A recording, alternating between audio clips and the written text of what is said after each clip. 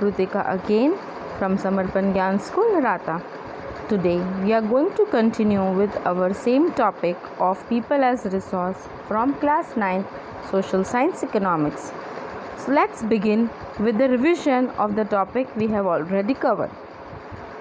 People as a resource.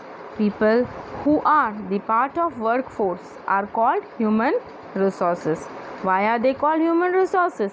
Because by contributing in the productivity, the human resource play a very significant role in the economy of the country. Any other resource become useful only because of the input made by the human resources.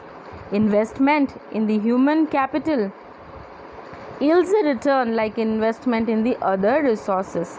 Investment in human capital is done through education and good health, and also proper training.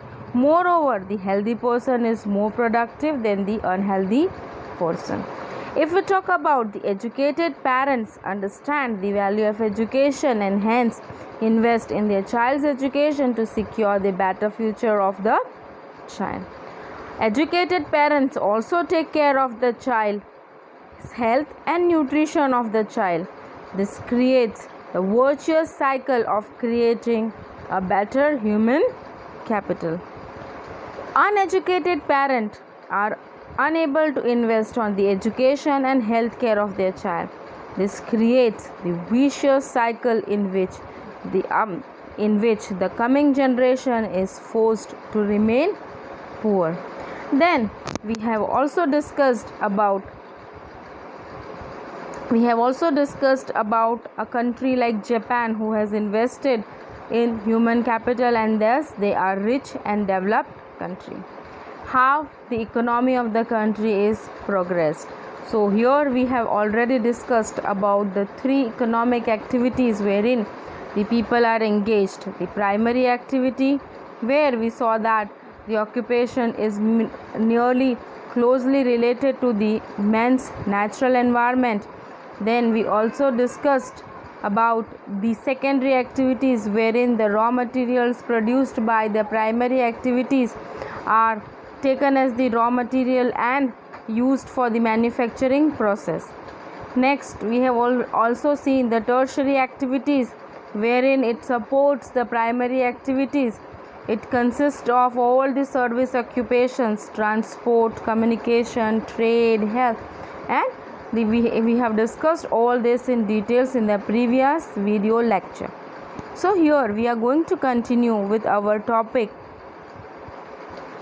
that is market activities and non-market activities. So let's discuss what are market activities.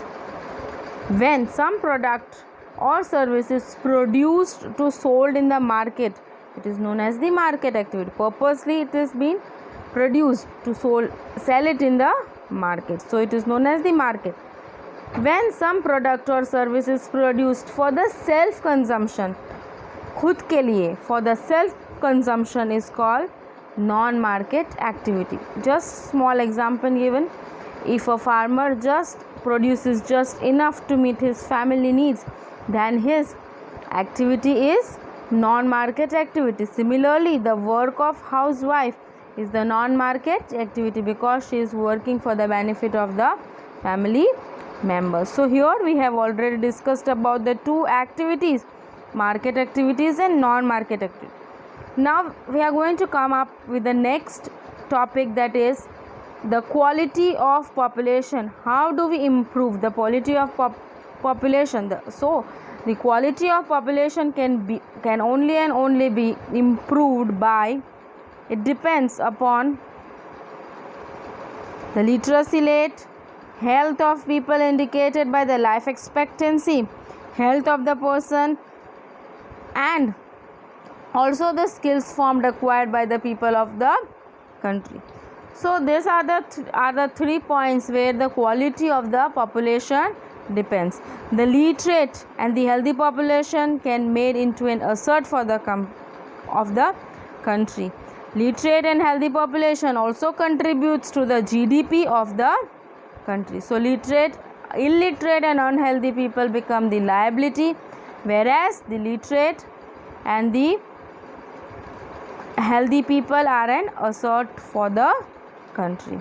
So investing in good education and health brings good GDP of the country. Let's have a look at the first point for the quality of life, that is education. Education is the only key to success. So education enhances the literacy rate and the skill level of the person. It enhances, it gives, when you are going to school, what inner skill you have, we can come to know.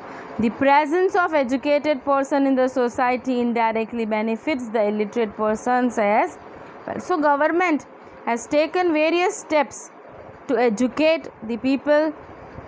Government strives to provide universal access to the education. It also makes various plans to increase the retention of the children, especially emphasis on the girls' education, wherein we are living in the society where girls are not given education. They are thought to be doing the household work. So government has taken various steps. So let us have a look at what steps government has taken. Government has recently launched Sarva Shiksha Abhiyan to spread the education to the remote areas of the country, where 6 to 14 years of age are given elementary education compulsory for the ages of 16 to 14. Also in the government school they have started midday meal program, so that the children of poor people can attend the school. Midday meal has helped many children from the poor families to attend the school. So these are the two steps taken by the government to improve the education system in India. There are many other plans where the government has put their efforts to increase the GDP level, wherein the literacy rate plays a very important role. So 96% in some districts of Kerala to below 30% of some parts of Madhya Pradesh. So it varies from state to state. The literacy level varies from place to place.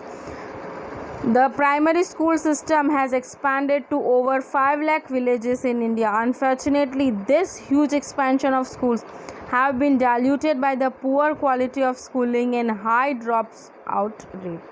So here we have seen that number of primary schools have increased, but it has brought down the quality of the schooling in that. So Sarva Shiksha Abhiyan is the step taken by the government, wherein the age group of 6 to 14 years has to take elementary education. Midday meal program we have already discussed. Here is the census of India every 10 years which is happening. This is the very old data where you can see the education rate between the men and the women. Men is already higher and the women is very low. Since the beginning it is low. The next point is about the health. Now how the health affects, we will have a look at it. Health is wealth. The health of the person helps to realize his potential and the ability to fight the illness. If a person is educated and if that person is unhealthy, he will not be able to give his 100%. So the person needs to be healthy. An unhealthy person becomes liability for an organization indeed. The health is indispensable basis for realizing one's well-being. There are many places in India which do not have even the basic facilities. Just 4 states like Karnataka, Andhra Pradesh, Tamil Nadu, Maharashtra have 81 out of 181 medical colleges. On the other hand, states like Bihar and Uttar Pradesh have poor health indices and few medical colleges. So it depends upon the state to state how they are looking after the health and education system of their own place. The next point is unemployment. Even after getting good education, the person is unemployed, needs work, needs job. Unemployment is said to exist when people who are willing to work at any privileged rate and cannot find the job. When we talk of unemployed people, we refer to those age of 15 to 59 years. The children above the 15 years and the old people above 60 years are not considered while counting the number of unemployed. Now, the nature of unemployment in India. In India, there are two kinds of unemployment: disguised and seasonal. So, seasonal unemployment occurs when the people fails to get job during some months of the year, that is during the off seasons. If we talk about the farm laborers, they just have work during the harvesting season or at the time of sowing, and other time they are free, they don't have any job. So this is seasonal employment. What is disguised unemployment? It is mostly found in the rural areas.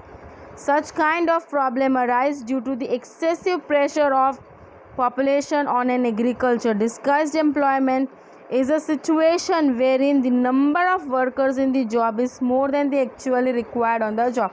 If in a field only 4 are required to work but 8 are doing the work, so the more number of the extra 4 number are the disguised unemployed worker.